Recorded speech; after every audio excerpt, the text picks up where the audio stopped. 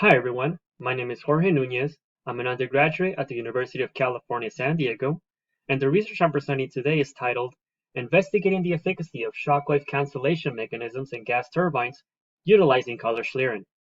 This research was performed in conjunction with my fellow undergraduate colleague, Lingzi Zhang, and our professor, Dr. Veronica Eliason. Motivation and background. Since their inception, gas turbines have undergone many upgrades to further increase their efficiency. Some of these key innovations have been superalloys, thermal barriers, and film, internal, and trailing edge cooling. All of these have served to increase the overall pressure ratio, increase inlet temperatures, while decreasing weight, resulting in more efficient gas turbines. However, there's a new mechanism known as shock cancellation undergoing research which may further improve the efficacy of gas turbines. Why is shock cancellation relevant for improving gas turbines? Shock cancellation may be particularly useful in the transonic stage of a gas turbine, specifically between contra-rotating high to low pressure gas turbine stages. As hot, highly pressurized air flows through the high pressure stage, trailing edge shock waves are formed at the tails of the turbine blade cascade. Then, because of contra-rotating motion with the next stage, the downstream turbine blade cascade impinges on all these trailing edge shock waves, creating reflective shock waves that impinge back onto the high pressure turbine blades, causing them to degrade over time. The following are two prior research that partially motivated our research. The picture on the left shows a linear turbine blade cascade shocked via an unsteady shock wave, and the picture on the right shows a shock cancellation mechanism which works by ejecting compressor bleed air from the downstream turbine blades to counter the trailing edge shock waves before there's impact. Lastly, we looked at the actual gas turbine geometry for the High Impact Technologies research turbine used by the Air Force Research Lab. From this geometry, we derived the necessary profile and dimensions to attempt to replicate a transonic turbine blade cascade. Experimental methodology. The first set of experiments we performed made use of a single turbine blade encapsulated inside a shock tube. This turbine blade was 3D printed with holes in order to input compressor air and eject it out the bottom, otherwise known as the suction side. Also, in this first setup, we captured color Schlieren photography making use of the nanolight ultra-high-speed flashing device, which can produce a flash lasting 18 nanoseconds. We set up a camera in an ultra-low light environment and set it up to capture the experiment. And lastly, we used a tricolor film, which was key in order to capture a color Schlieren effect. For the second set of experiments, we set up a turbine blade cascade composed of two turbine blades, one injected with compressor air. In addition, these turbine blades were equipped with miniature pressure sensors sponsored in part by Coolite, a company that makes pressure sensors for gas turbines. As you can see in the images, the sensors were placed on the pressure side of the first blade and on the suction side of the air ejecting blade. A few more details about the air ejecting turbine blade. The blade was supplied with air by two compressors injecting 48 grams a second of air each. The internal geometry facilitated airflow through the passages, as can be seen in the simulation, and an anemometer was used to measure the airspeed exiting from the turbine blade. The shock tube we utilized in the lab is made up of a round driver section and a smaller square-driven section.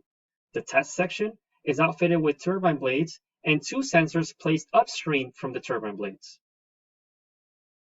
The test section was shocked with shock waves traveling at Mach 1.2, and two different turbine blade cascade arrangements were utilized, each placing the blades at different angles, while using the original Air Force Lab dimensions. To capture these experiments, the lab uses a C-fold Schlieren setup made up of a light source, a set of flat and spherical mirrors, lenses, a knife etch or a color film, and a camera. For ultra-high-speed video, we use the Shimatsu HPV-X2, capturing at 500,000 frames per second, although it can go up to 10 million, with 256 frames and a total of 0.512 milliseconds of footage. The way Schlieren works for each of these two kinds of experiments is similar. A light illuminates the test section, and then it is focused back into a vertex point, at which we place either the color film or the knife etch. The Schlieren effect is captured thanks to the refraction of light beams as they pass through sharp density gradients such as shock waves. The refracted light beams then either get blocked off by the knife edge or shine through a different color in the film. These are the pictures of the compressors connected to the turbine blade and the test section portion of the shock tube retrofitted with the blades and the pressure sensors. Results. For the first experiments, we produced grayscale and color Schlieren images to compare and assess the efficacy of color Schlieren. As can be seen on the grayscale photographs, dark lines illustrate the presence of shock waves. However, color photographs show a bit more information. We can see in the color photographs that even the pressure waves are visible, showing a sharp color contrast, and that the direction of these waves correlates to a color of the film. Red waves seem to move left, blue waves up, and green waves down. For the second set of experiments, we recorded ultra-high-speed videos. Here are the videos for Cascade 8.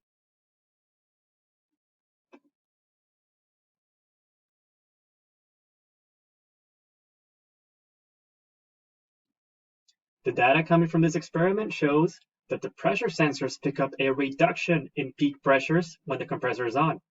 For sensor 1, there is a reduction of 7.18 kilopascals, and for the second, it's 6.35 kilopascals. By calculating pressure impulse, we also see how the pressure has affected the momentum of the shock.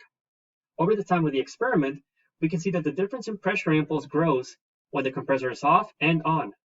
Specifically, we saw a difference in 3.82 and 6.44 kilopascal milliseconds for the first and second sensors, respectively. On the miniature pressure sensors, we find a similar story. For both pressure sensors, we focused on a specific time frame because this is when the interaction of the shock wave passing is most like it would be in a gas turbine. For both sensors, we see a visible difference in pressure readings, with the reduction in pressures being 8.58 and 16.89 kilopascals. One thing to note is that sensor 4 was expected to have a higher reduction because it is surrounded by air ejected to oppose incoming shock waves. Again, for the pressure impulses, we also see relatively large reductions from when the compressor is off and on. Here are the videos for Cascade B.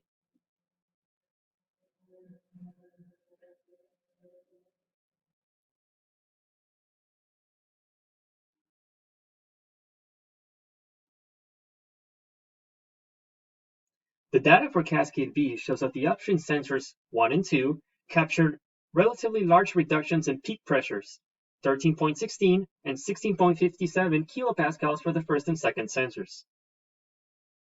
Their pressure impulses follow this pattern. Overall, we see a reduction in 16.32 and 18.06 kilopascal milliseconds for sensors 1 and 2. The readings for the miniature pressure sensors are similar to those of Cascade 8, in that sensor 4, placed on the suction side where the air is ejected, saw relatively larger peak pressure reductions compared to sensor 3. For these sensors, we focused on the time frame containing the first passing of the incident shock, then 2 reflected shocks for sensor 3, and 1 reflected shock for sensor 4. And here we have the pressure impulse for each of the miniature pressure sensors. Again, as expected, sensor 4 saw a relatively larger pressure impulse reduction for when the compressor was off and on. So what key insights were obtained from this research? One is that air ejection against incident unsteady shock waves works to reduce the strength of incident shock waves. This in turn will reduce the strength of reflected shock waves, and overall that should reduce the stress caused upon turbine blades. Lastly, we observed that color Schlieren provides better qualitative data compared to grayscale Schlieren. We can see pressure waves with more detail. Next, we'll look into simulating shock cancellation in computational fluid dynamics and do a parametric study of flow parameters. With that, I would like to thank everyone who watched this talk, the academic enrichment programs at UCSD, and Coolite for making this research possible, and everyone in the Shock and Impact Lab who provided their invaluable assistance. Thank you.